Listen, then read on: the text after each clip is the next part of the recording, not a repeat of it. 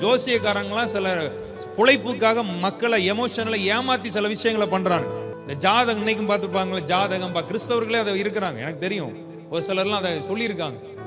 கிறிஸ்தவனா இருந்துகிட்டுமே மறைவா இருந்து ஜாதகம் பார்க்கறது, மறைவா போய் குறி சொல்றத போய் கேட்கறது. தேவன் இதெல்லாம் அருவருக்கிற சாபம். உண்மையா சொல்ற, அதெல்லாம் அசுத்த ஆவிய உன் வீட்டுக்குள்ள நீயே கொண்டு வருகிறான்னு அர்த்தம். போய் குறி கேட்கறது. நீ போயிட்டு இருக்கும்போது கிளி ஜோசியத்தை வச்சு உட்கார்ந்துட்டு இருப்பான் ஒருத்தன். அவன் பேருக்கு ஒரு சீட்டு எடுமானோ, அது சும்மா எடுத்தோன்னு பாட்டுக்கு அவன் கத்துக்கிட்டதை அவன் படிச்சதா பாடு மனப்பாடமா அடிச்சு விடுவான். இது அப்படி உட்கார்ந்து ஆன்னு பார்த்துக்கிட்டு இருக்கும். யாரும் உன் வாழ்க்கையை பார்த்து சீட்டு போட்டுலாம் சொல்ல முடியாது. உன் வாழ்க்கையை டிசைன் பண்ணது கர்த்தர். நீ அவரை நோக்கி பாருன்னு சொல்ல வந்திருக்கிறேன். ஒரு அலையில சொல்லக்கூடாதா?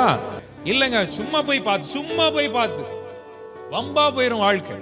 நீ கிறிஸ்துவுக்குள்ள இருந்து விசுவாசமா இருந்து ஞானஸ்நானம் எடுத்து பரிசுத்தாவின் அபிஷேகத்தை பெற்றுக்கொண்டு தேவ பிள்ளையா இருப்பாயன்னா, அந்நியர்கள் செய்யற காரியத்தை விட்டு விலகி நில்லு.